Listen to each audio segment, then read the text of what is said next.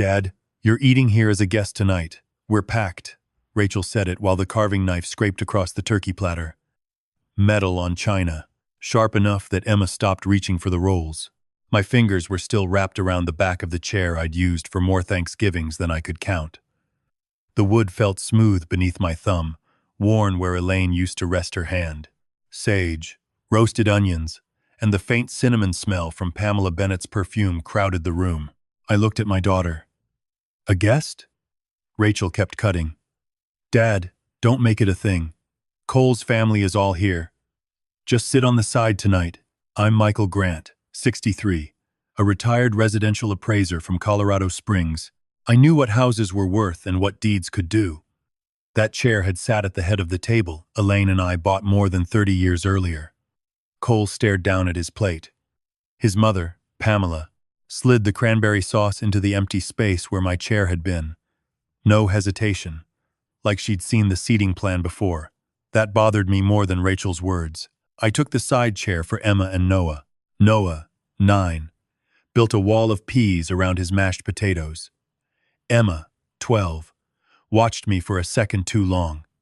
I wasn't turning Thanksgiving into their story about Grandpa walking out before dessert. Not yet. Forks clicked against plates while Cole's brother Tyler talked football and Pamela praised Rachel's stuffing. Then I noticed the rolled papers beside the sweet potatoes. Blue lines showed through one loose edge. What's that?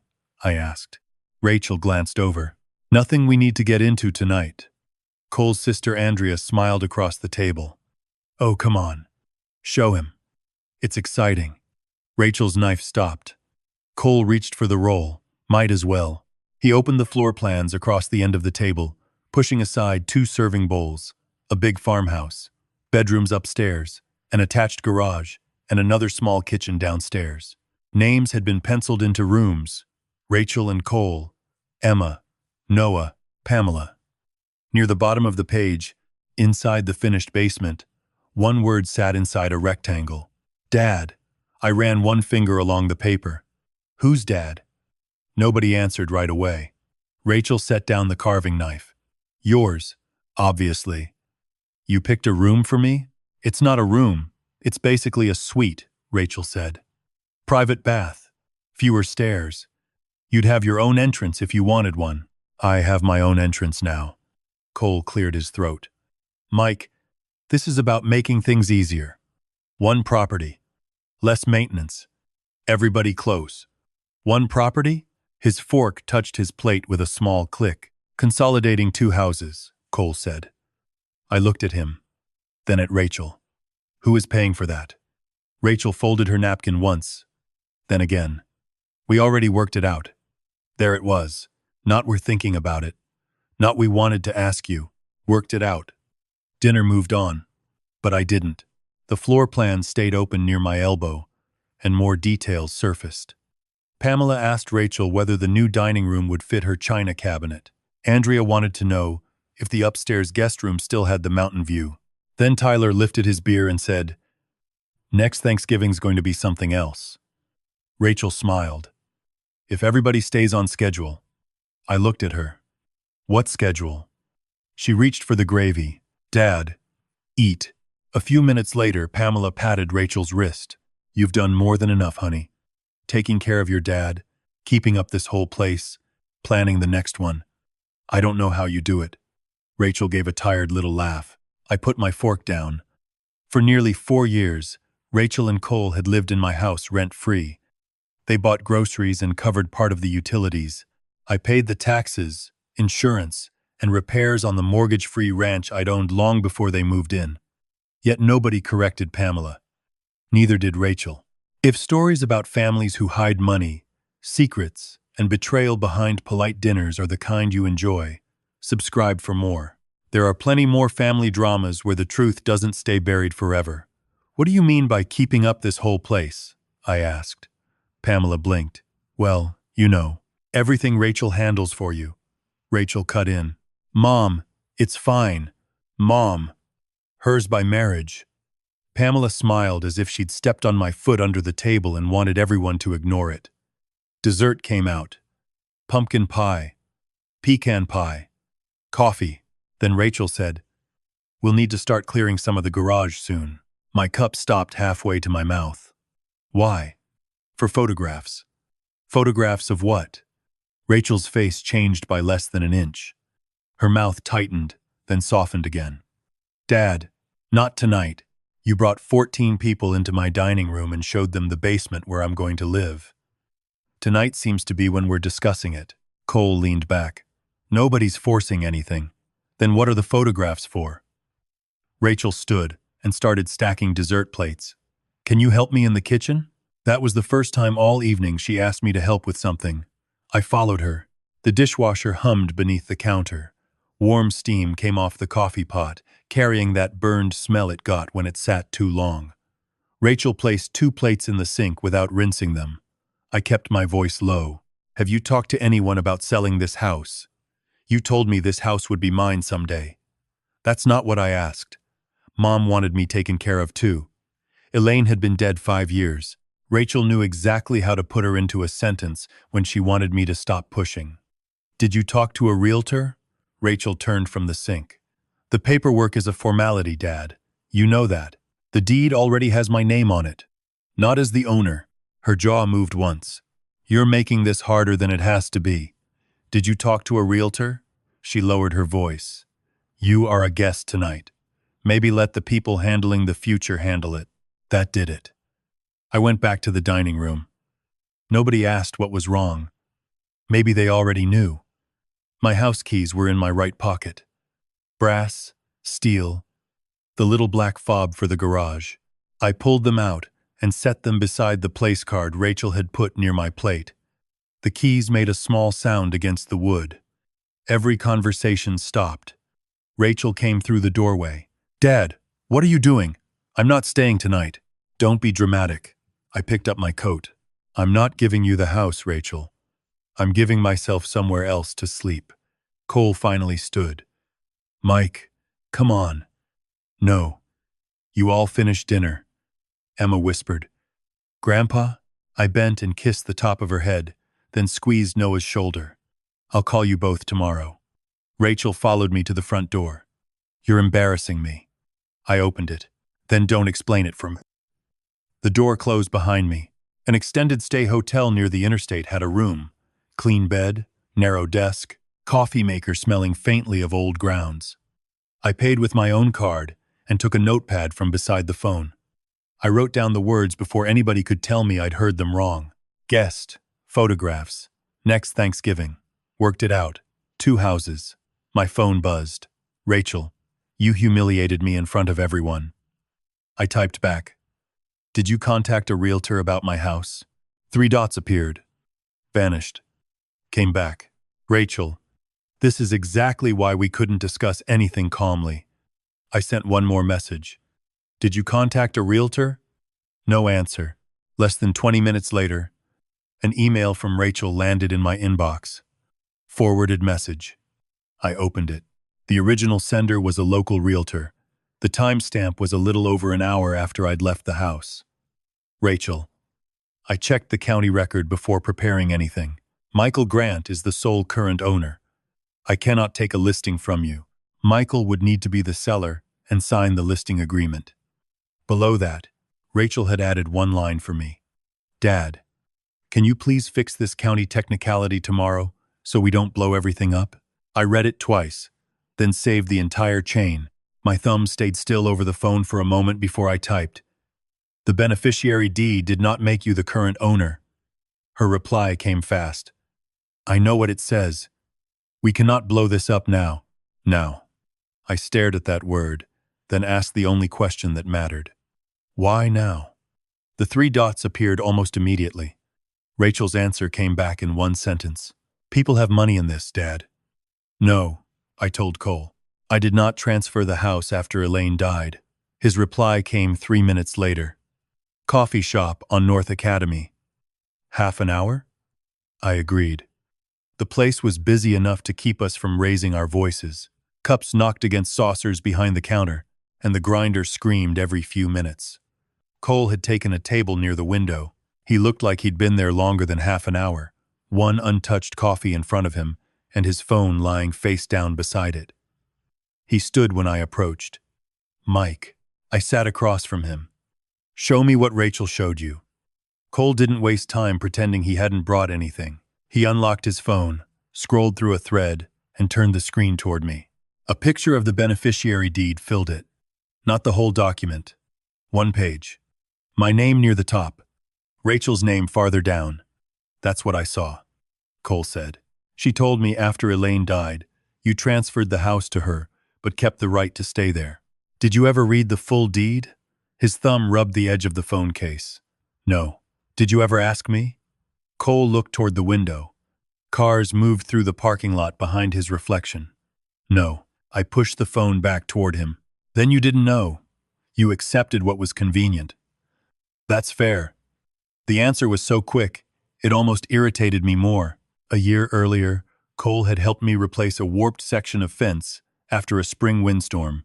He had asked before moving every tool in my garage, even the old post hole digger nobody cared about. That was the part I couldn't fit together. A man, careful enough to ask where I wanted a shovel stored, had somehow helped plan where I would sleep without asking whether I wanted to leave home. No, I said. Fair would have been asking before you measured a basement for me. Cole's mouth tightened. He opened another message thread. You need to see these. The first message was more than a year old. Rachel. Dad transferred the house after Mom died. The beneficiary paper puts it in my name. He still lives there, because obviously I'm not throwing him out. A second message came months later. Rachel. If we ever move him, selling is just paperwork. He hates discussing change, so don't push him until we have something concrete. Another. Rachel. The house is basically my equity. Dad knows that. I read that one twice. She sent these to you? Cole nodded. And more like them. I believed her. The grinder shrieked again. I waited until it stopped. You believed I told my daughter she owned the equity in my house while I was still living in it. Rachel said it was your plan. Did that sound like me? His eyes dropped. That was answer enough. Cole scrolled farther and found a message from early spring. Rachel, Dad wants less maintenance anyway. Once we find the right place, he'll come around. He doesn't like being asked before there's a solution. I had never said that either. What I had said, years earlier, was that mowing half an acre got old faster than I did. Somewhere along the way, a complaint about grass had become consent to leave my home. Why did you go along with planning my move? I asked. Cole sat back.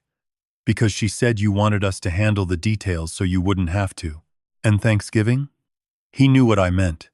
When she called me a guest, I said, why did you sit there? Cole stared at the coffee he'd never touched. I should have said something. You didn't. No, being lied to about the deed doesn't erase that. His fingers closed around the paper cup until the lid bent slightly. I know. For the first time since Thanksgiving, I believed something he said without needing a document. Not because it cleared him, because it didn't. Cole reached into his backpack and pulled out a thick envelope. I brought the farmhouse contract and the records Rachel gave me. You asked for them. The accepted purchase contract showed a price just under $1 million. The earnest money line read $30,000. Inspection and due diligence receipts added up to roughly $5,200. The financing document deadline sat 10 days after Thanksgiving. Closing was scheduled for early January, roughly 7 weeks after the dinner. That fixed one thing in my mind. Nobody needed my house sold in 10 days. They needed my commitment in 10 days. What exactly did Rachel say I was giving? I asked. Cole turned to the funding sheet. $300,000.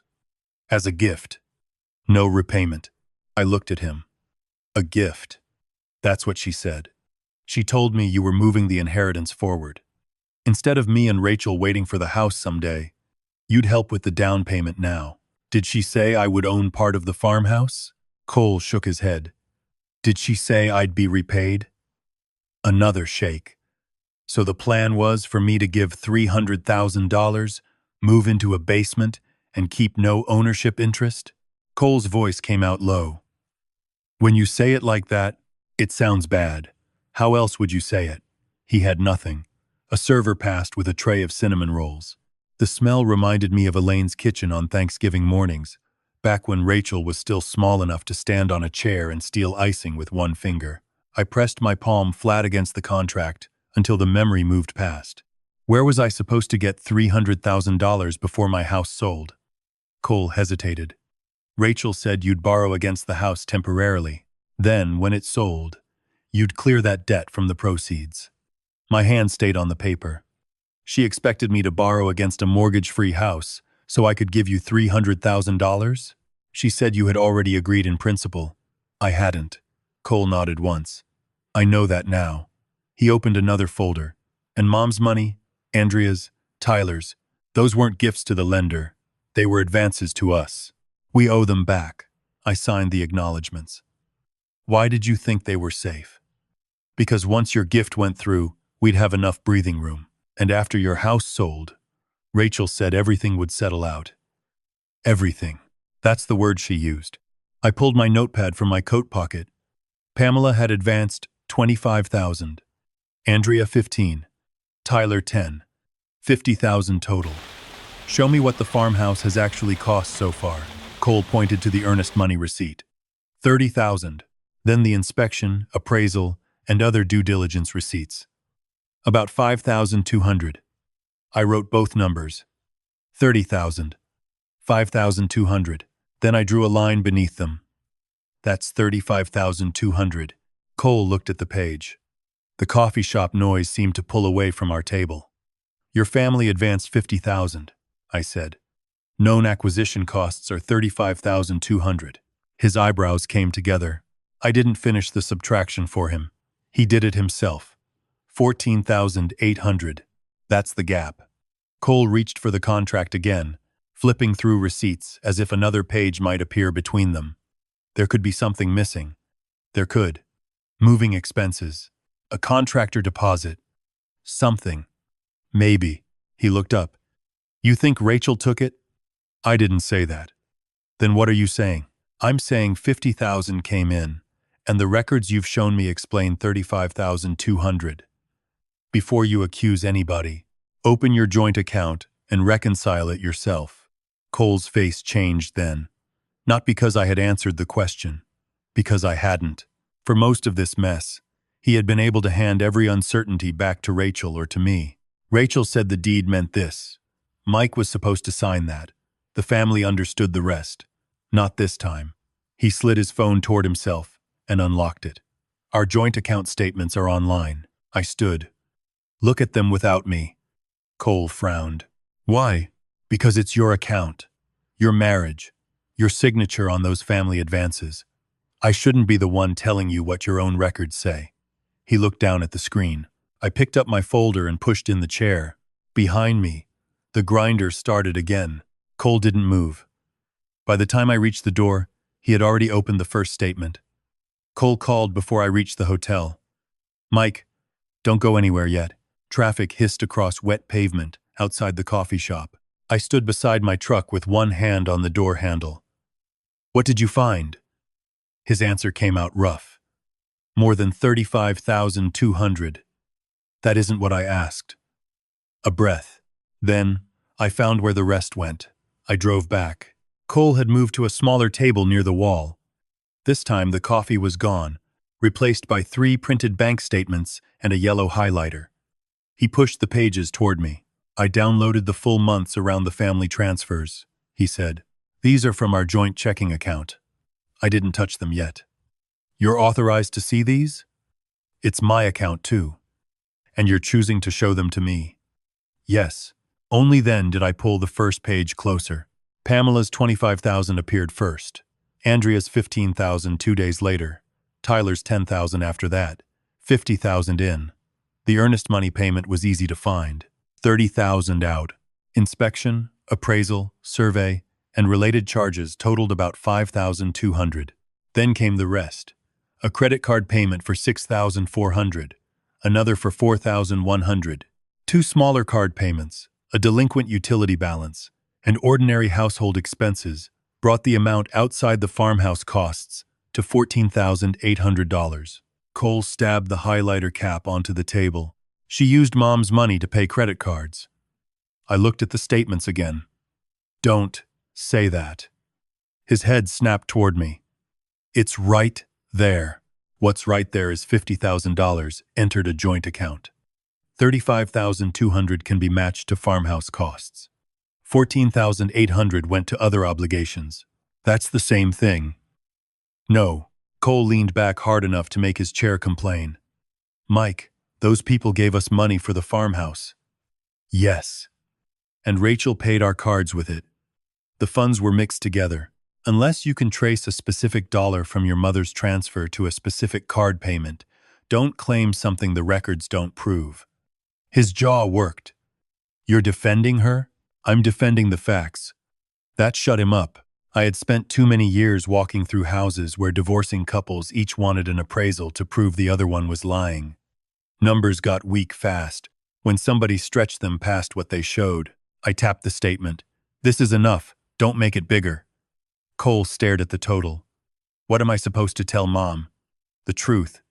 Which is, money advanced, for the farmhouse, went into your joint account. Some of that pooled money was used for expenses outside the farmhouse purpose.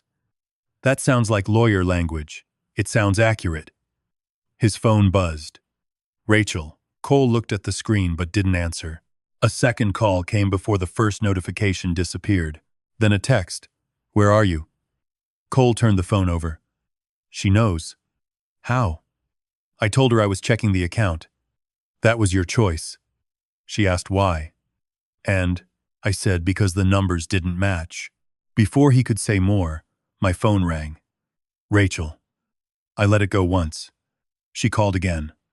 I answered and told her Cole was sitting with me. Rachel started immediately. So now you two are auditing me? No, I said. Cole reviewed the joint account. You told him to. I told him the farmhouse receipts didn't explain the full 50,000. Her voice sharpened. Because some bills had to be covered temporarily. We had timing issues. Cole leaned toward the phone. $14,800, Rachel. Cole, don't do this with your father sitting there. He already saw it. A cabinet slammed somewhere on Rachel's end. Fine, she said. Yes. We paid cards. We had balances. The money was going back. With what? I asked. Silence. Then Rachel gave the answer as if I were slow. Your contribution. I looked at Cole. He stopped moving. What contribution? I asked. Oh, come on, Dad. Say it. The money you were always giving us once we moved the house forward. Always. Not maybe. Not if. Always. I folded my hands on the table. Rachel, I never agreed to give you $300,000. You agreed the house would come to me. After I die, you're hiding behind wording again. Cole interrupted. Rachel, did you spend family advances because you expected Mike's money to replace them? I spent household money from our household account because we were about to close on a house for everybody. That wasn't my question, Cole said. Her voice dropped. We were not going to be short once Dad did what we discussed. We never discussed it, I said. Rachel laughed once. Thin. You've rescued me my entire life, Dad. Don't suddenly act like none of us could reasonably expect you to help. That sentence stayed with me after the call ended, because part of it was true. Years earlier, when Rachel and Cole came up short on a security deposit, I covered it. Later, when their SUV needed a transmission repair, I paid the shop directly. Rachel promised she would make it up to me. I never asked. Then rents climbed. Their lease renewal landed far above what they expected, and they asked to stay with me for a few months. A few months became nearly 4 years. No rent. I had called each decision temporary. Rachel had learned a different lesson. Act first. Dad closes the gap. Cole gathered the statements. I'm going home. Don't accuse her of anything you can't prove. His mouth tightened. You still worried about being fair to her? No. I'm worried about being exact. Before he left, Cole copied only the pages he chose to share and handed those copies to me. From the hotel, I emailed Rachel. I will not list my house. I will not borrow against it. I will not sign a donor gift letter. I will not provide money for the farmhouse. Do not represent otherwise. Then I waited. No call. No text. An hour passed. Then 2. By late afternoon, the silence had begun to feel practical. Without my contribution, Rachel and Cole would have to restructure, find another source, renegotiate, or walk away. Those were adult problems. For the first time since Thanksgiving, I considered going home. Not to surrender, to sleep in my own bed. My house was less than 20 minutes away. Rachel could be angry under my roof. Cole could be embarrassed under my roof. None of that changed the deed. Then my laptop chimed. An email from Rachel. Subject: Family Property Transition Proposal. Not a text this time. A polished document filled the attachment. Clean headings, tables, dates, even a section called Mutual Benefits. I read slowly. Michael Grant would obtain or draw approximately $300,000 against the equity in his mortgage-free residence. Michael Grant would sign the lender's donor gift letter, confirming that Rachel Grant Bennett and Cole Bennett owed him no repayment. The money would fund the farmhouse down payment. My current home would be listed immediately after the required documents were signed. Sale proceeds would then be used to clear the debt I had taken against my own house. Rachel and Cole would hold title to the farmhouse because they would carry the mortgage. I kept reading. The final pages described living arrangements. Private lower-level suite. Separate entrance. Bathroom. Kitchenette. Lifetime occupancy. No ownership share was listed for me. No repayment obligation. No lien in my favor.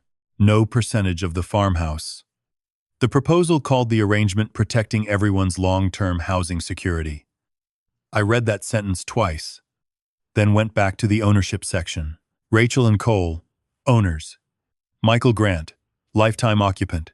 My daughter had taken a future inheritance, turned it into present equity, asked me to borrow $300,000 against my paid-off home, give that money away with no repayment, sell the house afterward to clear my own debt, and move into a basement belonging to her and her husband.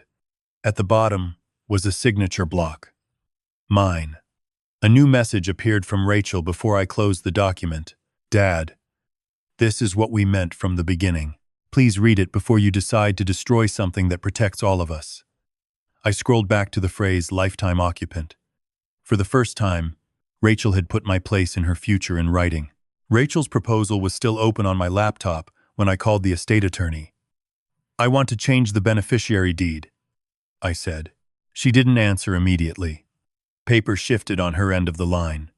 Because of the farmhouse proposal? She asked. Because my daughter is treating a future possibility like present authority. I put her name there. I can take it off. That is your decision, the attorney said. Bring me the proposal and everything you've collected since we met. I was in her office before lunch. The folder had grown thicker. The beneficiary deed. Rachel's forwarded realtor email. The funding summary showing a $300,000 contribution from me. The messages Cole had shown me where Rachel said the house was basically her equity.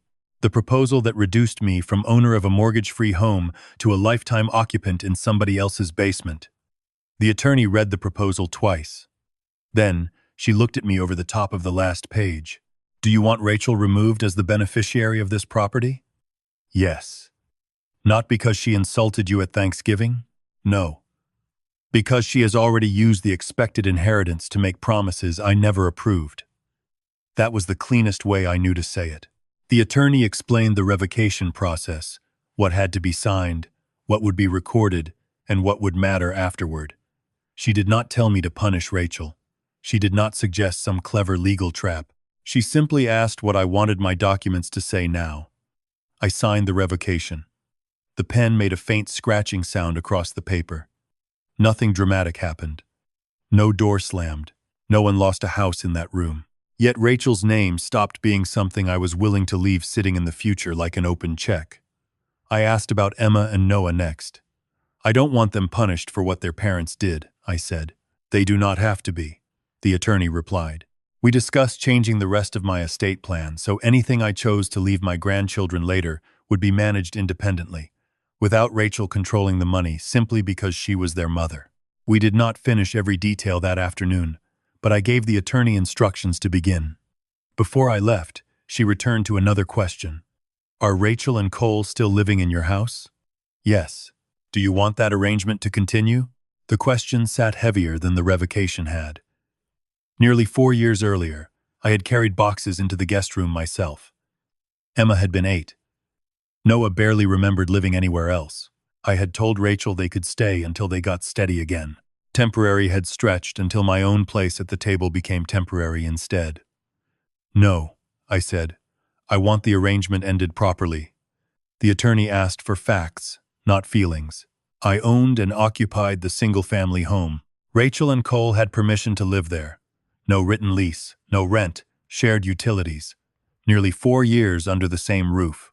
She explained that the exact process depended on those facts and prepared the appropriate written notice, rather than letting me guess at a deadline from something I found online. I don't want locks changed, I told her. I don't want utilities shut off. Nobody touches their belongings, and I'm not calling police to scare them out. Good, she said. Follow the process and let the paper do its job.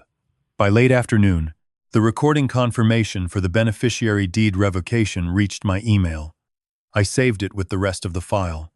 The occupancy notice would be handled correctly. It would take time. Weeks, not hours.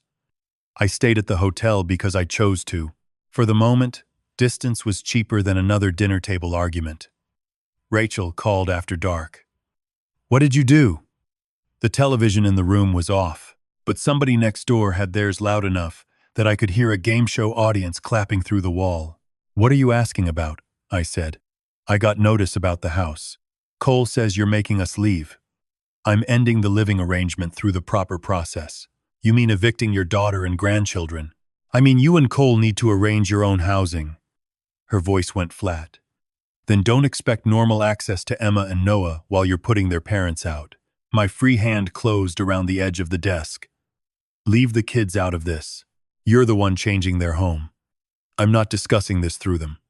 Fine. Then don't call them behind my back and make them think their mother is the problem. The line went dead. Emma's name sat near the top of my recent contacts. For several seconds I watched it. One tap. That was all it would take to hear her voice. I could already imagine the question she might ask. Grandpa, are we moving because of you? My finger moved away from the screen. A 12-year-old was not going to become a witness in an argument over a deed and a farmhouse. If Rachel wanted to use silence as a price, I would pay it before I made Emma carry the bill. The family group chat lit up less than an hour later. Rachel had posted a long message. Dad revoked the house. Mom left me and is forcing us out because Thanksgiving hurt his feelings. I'm sorry everyone got dragged into this. Mom would be sick over what's happening to the family she built. I read it once, then once more. Elaine's name was the part that made me put down my coffee. Pamela responded first. Andrea followed with a question. Tyler wrote that he thought Michael still owned the house, which apparently meant I had finally become a third person in my own family chat. I typed only what I could document. Elaine did not sign the beneficiary deed. I recorded it in 2022, after Elaine died. It named Rachel to receive the property at my death if the deed remained in effect. I have now revoked it.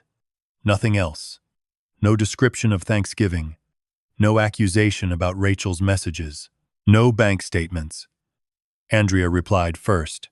So Aunt Elaine did not leave Rachel the house? Rachel answered before I could. That is what Dad is choosing to call it now. I did not respond. Some lies weaken the moment you stop arguing with them and put one date beside them. The next afternoon, Pamela called. Her voice sounded different from the first time she had demanded to know why I was pulling the house out. Less certain. More tired. Rachel says the farmhouse can still be saved. I'm sure she does. She says the lender only needs you to make the $300,000 available and sign the gift paperwork. That is what her proposal says. Pamela hesitated. Then once the house closes, they can pay you back, right? No. What do you mean, no? If I sign a donor gift letter saying the $300,000 is a gift, Rachel and Cole do not owe me repayment under that gift. That is the point of calling it a gift. The silence on Pamela's end lasted long enough for me to hear a clock ticking somewhere near her phone. I thought it was temporary, she said finally. Rachel said you would pull equity, help them close, then everything would get straightened out after your house sold. My house would be sold to clear the debt I took out to make the gift. That is not them repaying me. Pamela breathed out slowly. And you wouldn't own the farmhouse? No. But you'd live there. As a lifetime occupant, according to Rachel's proposal. Another tick from the clock. Pamela knew about her own $25,000 now. Andrea's 15. Tyler's 10. She also knew the financing deadline was coming closer, and the money she had expected my house to make safe was no longer sitting behind Rachel as an assumption. When she spoke again, the demand had drained out of her voice. Michael, I understand why you don't like this. I said nothing. But if you don't do it, they may lose the farmhouse. Some of our money is already tied up. The kids get uprooted. Cole and Rachel are going to owe everybody. This could tear the whole family apart. That risk existed before anyone asked me. I know. Pamela swallowed hard enough that I heard it through the phone. Then she asked the question Rachel had been building toward since Thanksgiving. Could you make the gift anyway, Michael, even if they never have to pay you back? No, I told Pamela. I can't make a $300,000 gift just because everybody planned around money I never promised. The clock on her end kept ticking. Pamela finally said, Then I hope Rachel has another answer. So do I. We ended the call without either of us pretending that hope was a plan. An email from Rachel arrived less than an hour later. The subject line read, Lender documents required. 4 attachments sat beneath it, and the first one was the donor gift letter she had been talking about. I printed everything at the hotel business center. Warm paper slid into the tray while the copier fan pushed out the smell of heated toner. Back in my room, I spread the pages across the little desk and read them in order. The gift letter was plain English. Michael Grant would provide $300,000 to Rachel Grant Bennett and Cole Bennett toward the purchase of the farmhouse. The money was a gift. No repayment was expected or required. I read that sentence again. No repayment. Another attachment described the route Rachel wanted me to use. I would borrow against the equity in my mortgage-free house, make the gift, then list my house. When it sold, the sale proceeds would clear the debt I had taken out to create the gift. The farmhouse title would be in Rachel and Cole's names. I took a yellow legal pad from my folder and wrote 3 questions. Who owns the farmhouse? Rachel and Cole. Who owes the debt against my house? Me. Who must repay the $300,000 gift? Nobody. The answers fit on 6 short lines. That was the whole plan without the family language wrapped around it. My years as an appraiser had taught me to separate a house from the story people told about it. Granite countertops did not erase a cracked foundation. A finished basement did not change a bad roof. Here, the pretty phrase was family compound. The underlying numbers were uglier. Rachel and Cole would still carry a large mortgage on a farmhouse priced just under $1 million. They already owed $50,000 in private family advances. Their joint account showed consumer debt serious enough that money intended for the purchase had been used to cover other obligations. Now I was being asked to add $300,000 of my own money, with no ownership and no right to repayment. At the bottom of Rachel's email, she had written, Please don't reject this before we talk in person. Documentation is due soon. I answered with one sentence, Bring the originals, and I'll meet you in the hotel conference area at 2.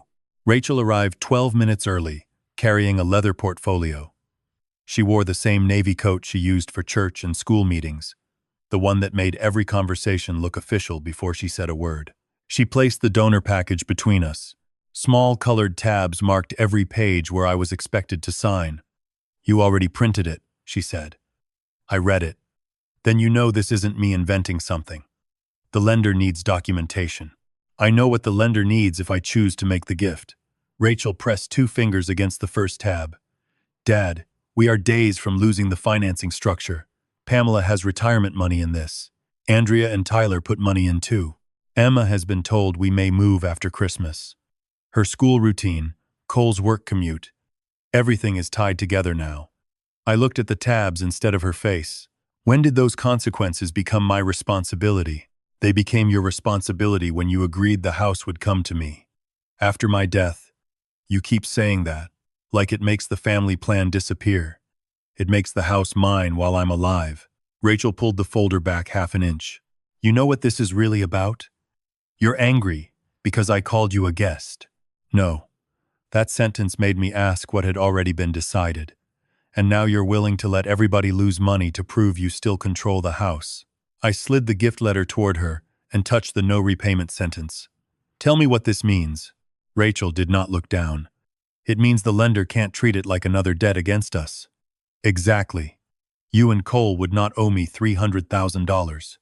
You would be living with us, in a house I would not own. For crying out loud. Dad, it's not like we would throw you out. You put me in the basement before asking if I wanted to move. Her lips pressed together.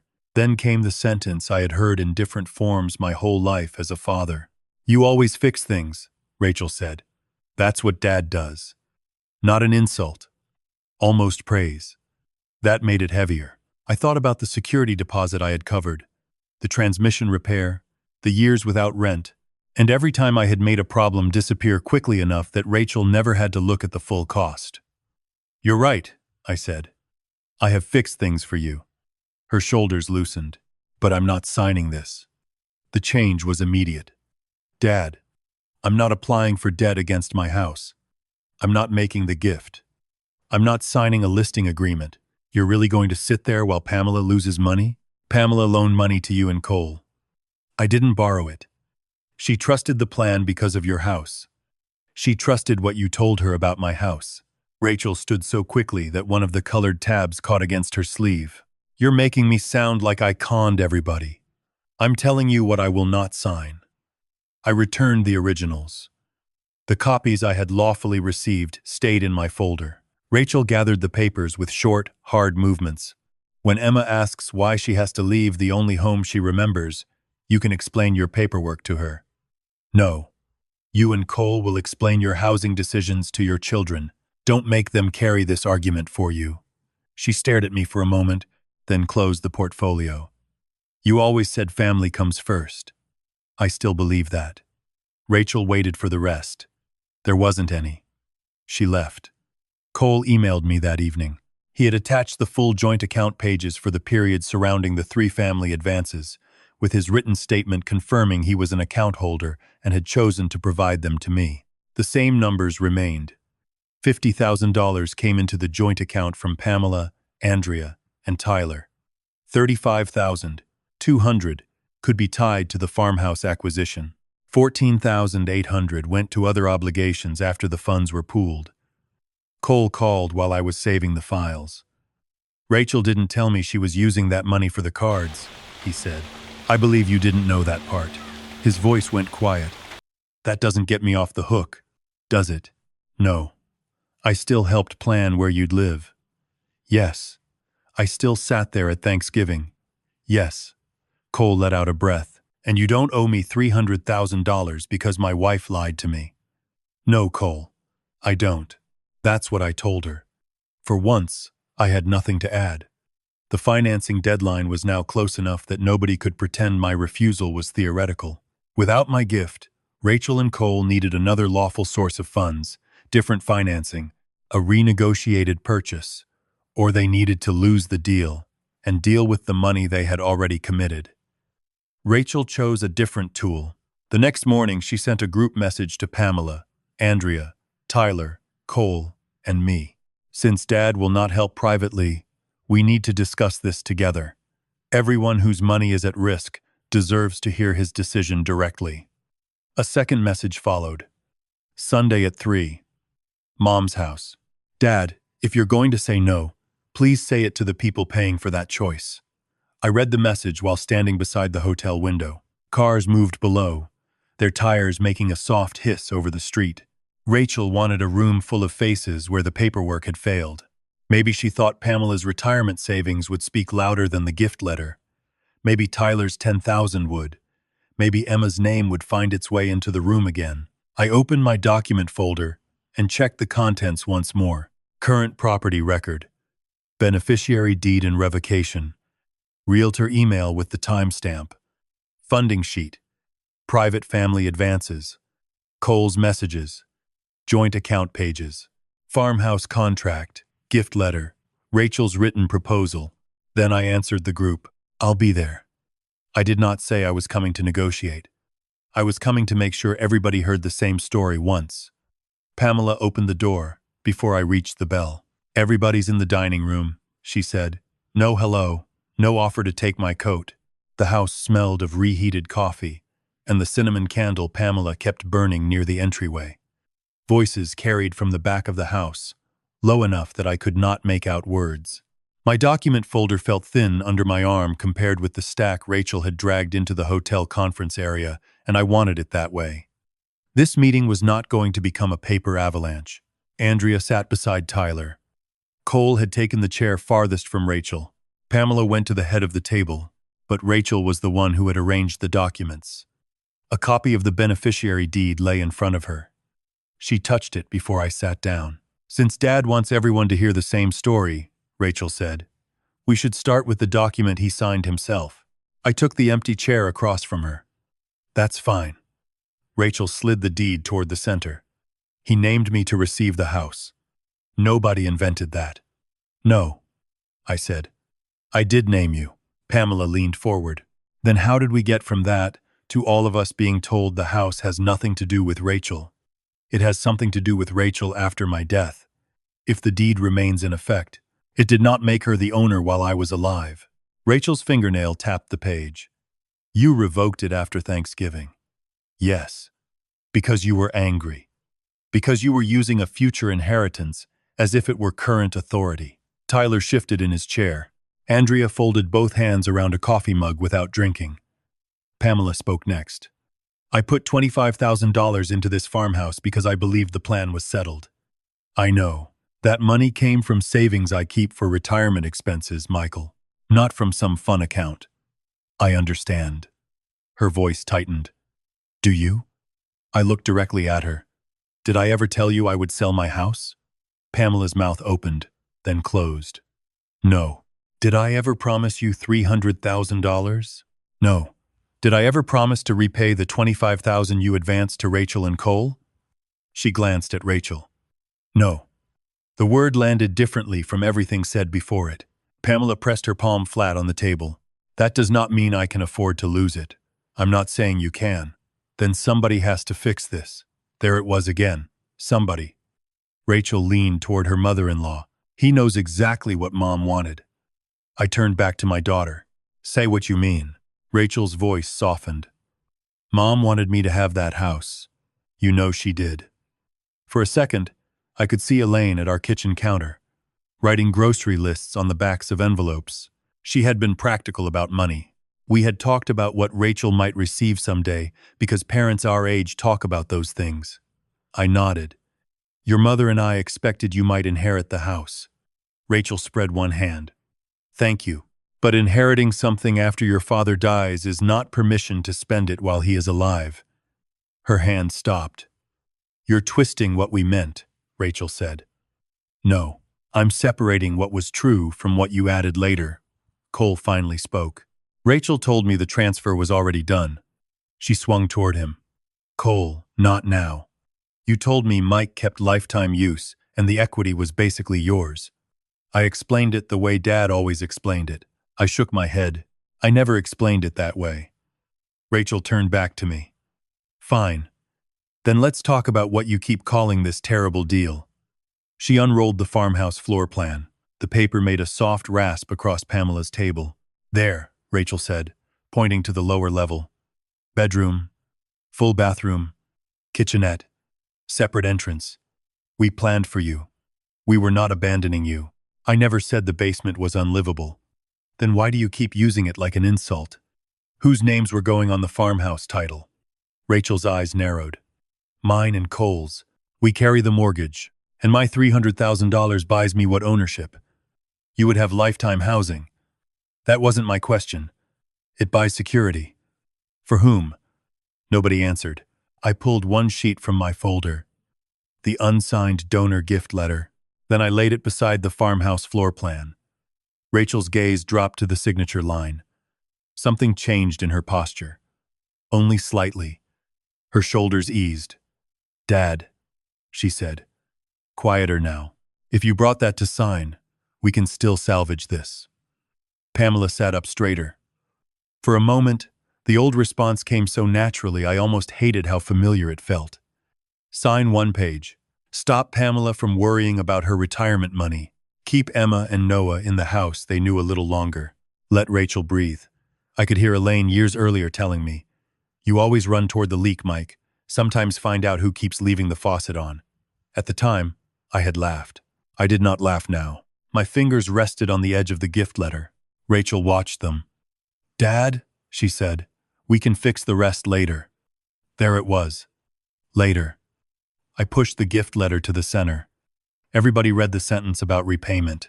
Andrea leaned in first. Tyler read over her shoulder. Pamela pulled the page closer and moved one finger beneath the line. "No repayment is expected or required," she read aloud. I put my hand on the farmhouse plan. "Now show me where my ownership is." Rachel's chair creaked. "You'd have lifetime occupancy. Ownership. You would be family living with family. Ownership." Her voice rose. "You don't need your name on everything to be secure with your own daughter." I looked around the table.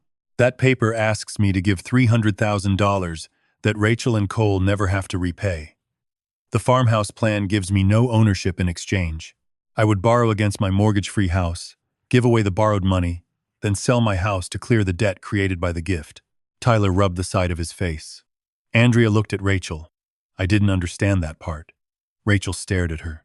"Because Dad is presenting it like a business transaction?" "It is a business transaction," I said. "The family part is why nobody asked the questions soon enough." Pamela pushed the gift letter away. "What happens to my $25,000 if you don't sign?" "I don't decide that. Rachel and Cole signed an agreement to repay you, so you're just going to let them fail?" The question hit where she meant it to. Emma's place at my Thanksgiving table flashed into my mind. Noah building his wall of peas. Rachel at 7 years old asleep across my chest after a fever, her hair damp against my shirt. I had money. I had equity. One signature could push the pain down the road. That was the trap. Not Rachel's pen. Mine. I folded my hands. "I will not sign the donor gift letter." Rachel's face went still. "I will not borrow against my house to fund the farmhouse. I will not list my house under pressure. And I will not replace money that was used for expenses I never approved." Pamela looked down. Cole said nothing. Andrea's coffee had gone untouched. Rachel gave a short, sharp laugh. It was going to be mine anyway. I met her eyes. "Anyway is not ownership. It is not a date. And it is not consent. You know what? Fine." Rachel rolled the floor plan so tightly, the edge bent. "I'll fix it without you." Cole looked at her. "How?" She shoved the deed copy into her portfolio. "I said I'll fix it." "Rachel," Pamela said. "With what money?" My daughter stood. "You all wanted Dad to say no to your faces. He did. Now stop acting surprised." "That isn't what I wanted," Pamela said. Rachel pulled on her coat. "You'll get your money." "How?" Tyler asked. She did not answer him. The front door shut hard enough to rattle something glass in Pamela's china cabinet. No one at the table suddenly came over to my side. Pamela still wanted her savings back. Andrea still looked worried. Cole sat with both hands around his phone, and Tyler kept staring at the closed doorway. The financing document deadline was only days away. From the hallway came the faint scrape of Rachel's car starting outside. Cole looked at me. "What does she mean? She'll fix it." I closed my folder. I don't know. For once, I wasn't going to rescue her before we found out. Cole's message came at 9:17 on Monday morning. "The lender cannot move forward without the donor funds. Rachel says you changed the deal at the last minute." I read it twice while the hotel coffee maker sputtered beside me. The machine clicked off, leaving the room with the smell of burnt coffee and warm plastic. I called him. "Did the lender tell you that directly?" I asked. "They told Rachel and me the planned financing doesn't work without the documented down payment. We have to bring in another acceptable source or restructure the purchase. We don't have enough time under this contract." "Then that's what happened." Cole was quiet. "She's telling Mom and everybody else you backed out." I never backed in. By noon, Rachel had sent a group message. Dad agreed to help until Thanksgiving, then changed his mind after dinner. The farmhouse is now likely lost, and everyone needs to understand why. That sentence did something useful. It told me there was no longer any point answering 5 different versions of the same story. I wrote back that I would meet once with every adult who had money in the farmhouse plan. Pamela, Andrea, Tyler, Rachel, Cole, and me. I added one condition. I am not guaranteeing anyone's advance, deciding who owes whom, or replacing anyone's loss. I will only explain what I agreed to and what I did not. We met that evening in the small community room at Pamela's retirement complex. No judge, no lawyer at the table, just 6 adults, a humming wall vent, stale coffee in a silver dispenser, and the folder I had been building since Thanksgiving. Rachel arrived last. "I don't know why we're doing this again," she said as she sat down. "The damage is done." "Because you're telling people I changed an agreement," I said. "Tonight I want one version in one room." Pamela crossed her arms. "Then start with the house." I placed the current property record on the table. "This is the ownership record. My name, sole owner." Rachel barely looked at it. "Nobody disputed that the county still had your name." Next came the beneficiary deed. "This is the document I recorded after Elaine died. It named Rachel to receive the house at my death if the deed was still effective then." Rachel leaned forward. "Which proves you wanted me to have it." "I did. Someday." "I am not denying that." The room went quieter. I slid the recorded revocation beside it. What it did not do was give Rachel present ownership, present equity, or authority to sell while I was alive. Andrea looked from one document to the other. So when Rachel said it had already been transferred, that was not true. Rachel's chair scraped. "That is your interpretation." "No." The realtor had the same interpretation. I put down the email Rachel herself had forwarded on Thanksgiving night. I pointed to the original timestamp. About an hour after I left dinner, Rachel contacted a realtor about listing my house. The realtor checked the record and told her I had to be the seller and had to sign. Rachel forwarded this to me because she wanted me to fix what she called a county technicality. Tyler read the time and looked up. "An hour?" Rachel's mouth tightened. We were already on a deadline. Dad walking out forced me to deal with it. "That is exactly why the time matters," I said. "The plan existed before I walked out. My refusal did not create it." She started to speak, but Cole pulled out his phone. "Show them the messages," I said. Rachel turned on him. "Cole." He did not look at her. "You sent them to me." The first message was more than a year old. Rachel had written that I transferred the house after Elaine died, that the beneficiary paper put it in her name, and that selling later would be paperwork because I still lived there. Another called the house basically her equity. A third said I would come around once they found the right place. Pamela looked at Rachel. "You told me the same thing." Rachel lifted both hands. "Because Dad had always said the house would be mine. I wasn't inventing some stranger's property. Future inheritance is not current permission," I said. Cole's voice came low. "I believed her about the deed. I should have asked you. I didn't, and I helped plan the basement. I sat there at Thanksgiving and said nothing." "That's on me." I nodded once.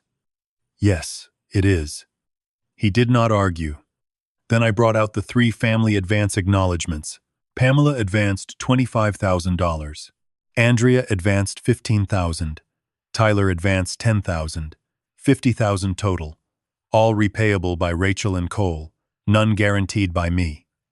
Tyler tapped his own signature. "We know that now." "Good." The farmhouse contract went beside them.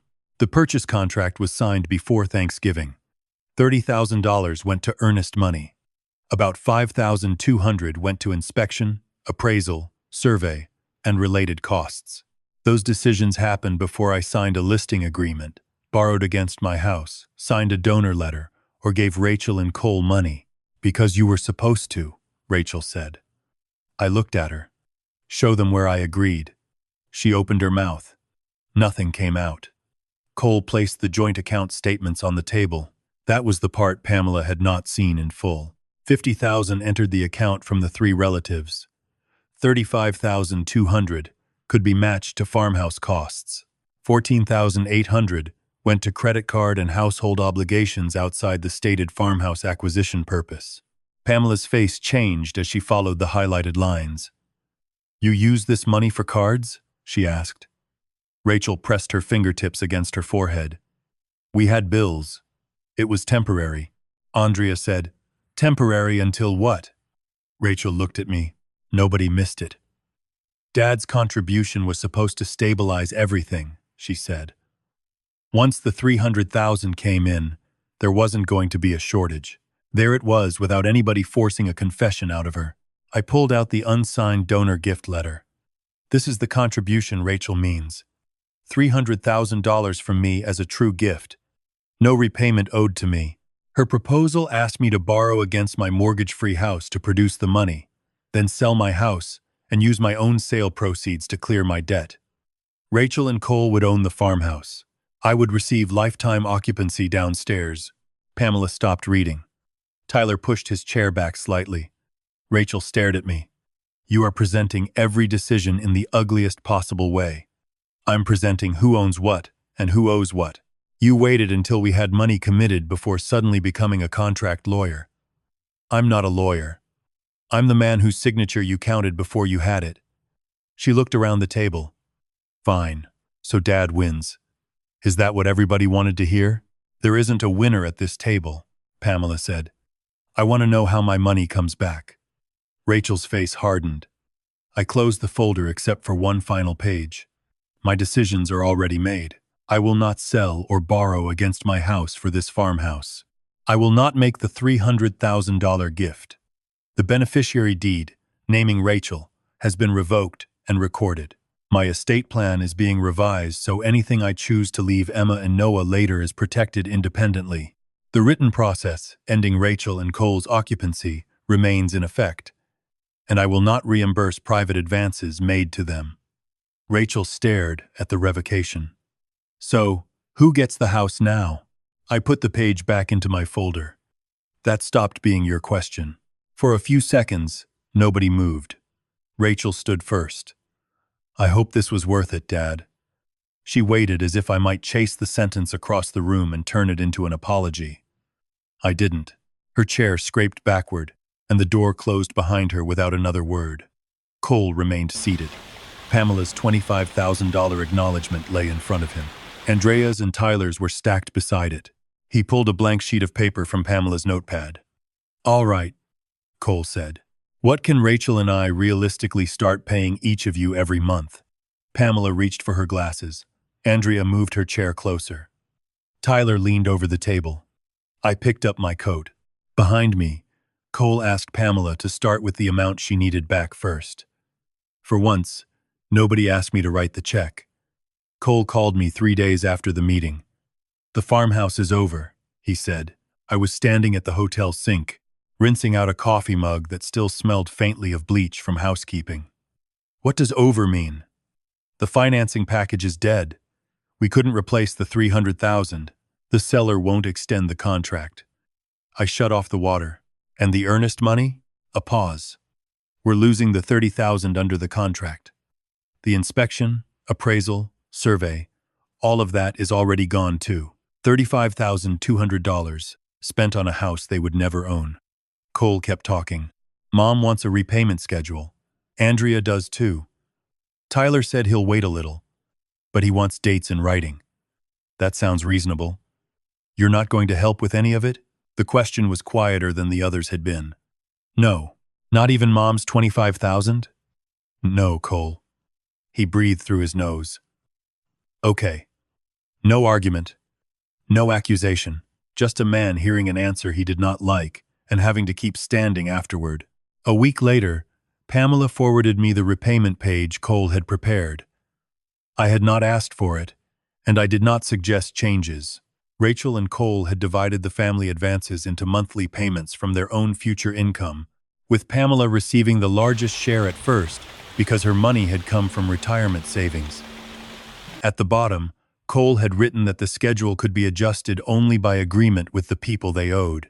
My name was nowhere on it. A few days later, Pamela called to tell me Cole had made the first payment exactly when he said he would. She did not thank me. I was glad she didn't. Nothing about that repayment belonged to me. Rachel says you could still cover the difference and let them repay you instead, Pamela said. I could also buy the farmhouse myself, I replied.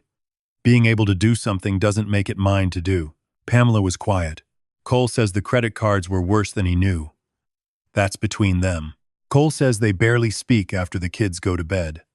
I did not ask for details. Their marriage did not need another person turning it into evidence. Rachel had hidden spending from him, and now they had to decide what that meant without using me as referee. No dramatic announcement followed. No one filed for divorce overnight. They still went to work, packed lunches, and made payments on money they owed. My name was not on that problem either. I saved the email and closed it. Rachel did not call for several days. When she finally did, her first sentence was not about the farmhouse. Since the deal is dead, there's no reason for us to move now. I was back at the ranch that afternoon to pick up winter clothes while Rachel and Cole were both at work. My attorney had confirmed when and how I could enter my own home during the occupancy period, and I followed that advice. I stood in my bedroom with a duffel bag open on the bed, looking at a dresser drawer Rachel had filled with folded towels after Elaine died. The notice wasn't about the farmhouse failing, I said. It was because of the farmhouse. No, the farmhouse showed me what had been happening in my own house. Rachel's voice sharpened. So Emma and Noah lose their home because you needed to make a point? They are not losing their home because I made a point. You and Cole need to arrange housing for your family. Do you hear yourself? Yes. She went quiet. Then came the softer version. Dad, we can reset. We stay. We pay rent. We put everything in writing. You get your precious boundaries. The word precious carried enough weight to answer the question for me. No. Why? Because I don't want to live in a house where every room is another negotiation. Rachel hung up. The lawful occupancy period ran for weeks. Nothing happened quickly. There were boxes in the hallway, one visit, then fewer pictures on the walls the next. Cole sent me the date they had signed a lease on a smaller rental across town. Rachel sent nothing. By the time they moved, the calendar had turned into the new year. I stayed away on moving day, not because I was afraid of an argument, but because I did not need to supervise adults carrying out their own furniture. Cole texted when the last truck left and asked me to meet him at the house. He handed me every key and garage remote he had. Emma cried this morning, he said. I looked toward the empty driveway. I'm sorry she had to. Cole nodded. Rachel thinks you don't care. That doesn't make it true. He turned the key ring once around his finger before placing it in my palm. For what it's worth, we made the first payments to Mom, Andrea, and Tyler. Good. Rachel and I aren't doing great. I waited. Cole looked down at the porch step. I keep wondering what else I accepted because it was easier than asking. That's yours to work out. I know. After he drove away, I walked through the house alone. A pale rectangle marked the living room wall where their television had been. 2 nail holes sat above the fireplace. Someone had patched a dent near Noah's old bedroom but never sanded it smooth. The hallway smelled of dust, cardboard, and the lemon cleaner Rachel used on baseboards. My dining table was still there. So was the chair from Thanksgiving. I did not move it back to the head. The next day, after possession had been fully returned and the occupancy process was complete, I had the locks changed. No performance. No photograph of the new key. I paid the locksmith, tested the deadbolt, and put the receipt in the house folder. Emma called that weekend. Can I still come over? She asked. Her voice was careful enough to hurt more than crying would have. Of course you can. Mom said things are complicated. They are adult complicated. You don't have to fix any of it. Noah came with her on Saturday. We made grilled cheese and tomato soup, and he complained that the rental house had a smaller backyard. Emma showed me pictures from a school project. I did not mention deeds, money, her parents' repayment schedule, or the farmhouse. When Rachel picked them up, she stayed in the car. That was fine. The estate attorney finished my revised documents later that month. Whatever I eventually chose to leave Emma and Noah would be managed through an independent arrangement appropriate for their ages. Rachel would not control it merely because she was their mother. I did not tell the family amounts. I did not send copies around like trophies. The papers went into my safe. Rachel's apology arrived by text 2 weeks later. I'm sorry things got out of hand. I wish we could move past this. I read it at the dining table. Then I answered, I am willing to move forward when we can speak honestly about what happened. That means acknowledging that you told people my house had effectively transferred when it had not, continuing to repay the money you and Cole borrowed, keeping Emma and Noah out of financial pressure, and respecting that my property decisions require my consent. Her reply took almost an hour. So I have to confess before I can have a father again? I set the phone down. I did not answer that one. Not yet. A month later, I invited Pamela and the kids over for a small Sunday dinner. Cole came too. Rachel declined. I set 5 plates around the table because 5 people had been invited. The old head chair stayed against the wall until Noah dragged it over because he wanted more room for his elbows. Nobody objected. Halfway through dinner, my phone buzzed with a message from Rachel. Family dinner at our place next Saturday. Can you come? For years, I would have checked what she needed before I checked what I wanted. This time I wiped soup from my thumb, opened my calendar, and looked at my own plans first. Saturday was already taken. I typed back, I can't that night. Send me another date. Then I put the phone face down and reached for the bread. What this story leaves you with is not a lesson about winning an argument. It is a lesson about consent, money, and the danger of treating family expectations like legal rights. When you promise someone an inheritance for the future that does not give them ownership today, when you help an adult child with bills, housing, repairs, or emergencies, that does not create a permanent duty to rescue every decision they make afterward. And when other relatives put money into a plan because they were told your property would support it, their trust does not automatically turn their risk into your debt. That distinction matters. You can love your children deeply and still require them to ask before using your name, your house, your savings, or your future estate as part of their financial plans. In fact, clear boundaries often protect relationships better than endless rescuing does. If you always step in after someone spends first, signs first, promises first, or commits money first, they may slowly stop seeing your help as a gift. They may begin treating it as a guarantee. That is where trouble starts. This story also shows why important family arrangements should be put in writing. A sentence like "the house will be yours someday" can mean one thing to a parent and something very different to an adult child. A recorded deed, a loan agreement, a gift letter, or a repayment schedule forces everyone to deal with the same facts. Paperwork may feel cold inside a family, but confusion becomes far colder when people lose money because nobody asked the hard questions early. There is another practical lesson here. Do not sign financial documents just to stop pressure in the room. If a document says a payment is a gift with no repayment expected, then read those words as written. If your money is going into property titled only in someone else's name, ask what legal interest you receive in return. If someone tells you a signature is just a formality, that is exactly when you should slow down. You are allowed to take time. You are also allowed to let adults experience the consequences of choices they made without your approval. That does not mean you stop caring. It means you stop confusing love with financial surrender. And if children or grandchildren are involved, protect them from the adult dispute. They should not become messengers, bargaining tools, or proof that one side is right. A child should be free to love a parent and a grandparent without carrying the weight of a property fight. So ask yourself this. Have you ever helped someone so many times that they began to expect your help before they even asked? Have you ever stayed quiet because saying no felt more painful than paying the price? And if a family member used your future inheritance, your home, or your savings, as if it already belonged to them, where would you draw the line? Sometimes the healthiest answer is not revenge. It is a clear no, backed by facts, followed by the courage to let that no stand.